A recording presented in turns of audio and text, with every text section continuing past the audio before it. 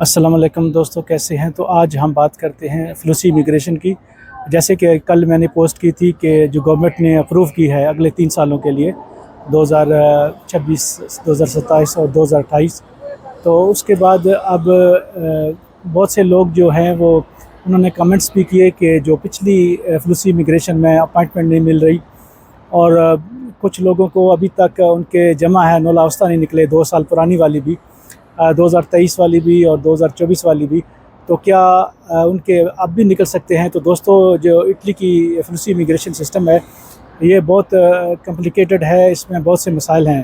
तो हो सकता है कि 2023 वाली में की जो फ्लूसी थी उसका नौलावस्ता अब भी निकल आए और 2024 वाली का भी निकल आए। तो कुछ मालूम नहीं, कुछ जो नौलावस्ता है उनको कंट्रोल करते हैं, फिर पता नहीं ये भूल जाते हैं।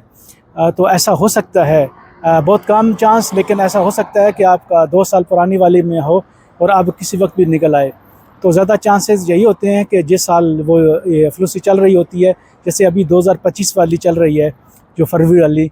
अच्छा दोस्तों, जो आपको मैं एक और बात बताऊं कि अभी जो 2025 वाली है, जो 2023, 24 और 25 3 साल के लिए थी, उसका एक मरला अभी बाकी है और उसका क्लिक डे हो सकता है नवंबर में हो, और उसकी फ़ाइल वगैरह हो सकता है जुलाई में जमा होना शुरू हो जाए।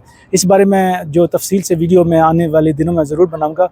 अब थोड़ी सी बात करते हैं जो पाकिस्तान में इटालियन एम्बेसी में रिश्वत चल रही है। अच्छा, पाकिस्तान में इटालियन एम्बेसी में जो इस्लामाबाद में सूरत-ए-हाल है वो पाकिस्तान के इटालियन कौंसलेट कराची में नहीं है। ये अब इस एक ही मुल्क के अंदर एक कौंसलेट और एक एम्बेसी में जो पैसों का लेन देन है उसमें बहुत ज़्यादा फ़र्क है। कराची के लोग या तो ज़्यादातर स्टडी वीज़े पे आते हैं, फैमिली रीयूनियन कम है। तो अब जो इस्लामाबाद में मुझे कुछ लोगों ने बताया कि वो 10-10 लाख रुपया दे के और अपॉइंटमेंट ले रहे हैं।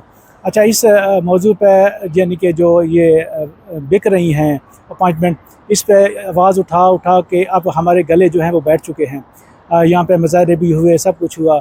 शायद इसकी एक वजह रिश्वत किसी मुल्क में ख़त्म ना होने की वजह एक ये भी है कि जब लोग देने के लिए तैयार हों तो लेने वाले का तो वो क्यों इसको ख़त्म करेगा।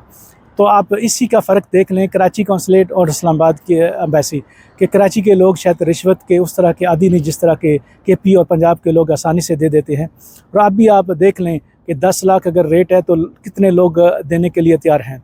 तो मसला ये है कि हमारी कुछ ये मजबूरियाँ, और फिर हम जब आदी कर देते हैं, शुरू में जब ये शुरू हुई थी और अब वो लोग आदी हो चुके हैं। अब एम्बेसडर चेंज हो जाए, वो जो BLS से चेंज हो जाए, कोई और आ जाए, कुछ फ़र्क नहीं पड़ रहा और बुरे से बुरे सूरत हाल हो रही है। वहीं पे इंडिया में वही BLS है। फ़र्ज़ कर लें ढाका की एम्बेसी है, वहाँ भी वो सूरत हाल नहीं जो पाकिस्तान की इस्लामाबाद की एम्बेसी में सूरत हाल है। तो ये एक बदकिस्मती है और ये रिश्वत का ख़ात्मा अब मालूम नहीं कि होगा नहीं होगा। ये इसके बारे में बात कहना बहुत मुश्किल है। इसका कोई भी तरीका इस्तेमाल कर लिया जाए, मेरा नहीं ख्याल कि जब तक कोई इटालियन गवर्नमेंट कोई ऐसा तरीक़ाकार करे कि इसका ख़ात्मा हो। लेकिन फ़िलहाल जो सूरत हाल है इसमें अपॉइंटमेंट का मसला वहीं का वही है। और दूसरा, आपको फिर रिमाइंड करा दूं कि 2025 की फ्लूसी इमिग्रेशन का एक मरला अभी बाकी है और वो नवंबर के महीने में हो सकता है, अक्टूबर में, नवंबर में क्लिक डे हो, और जो फ़ाइल है वो हो सकता है 2-3 महीने पहले जमा होना शुरू हो जाए, जुलाई में। तो आने वाले दिनों में इस पर ज़रूर वीडियो बनाऊंगा। वीडियो देखने के लिए शुक्रिया।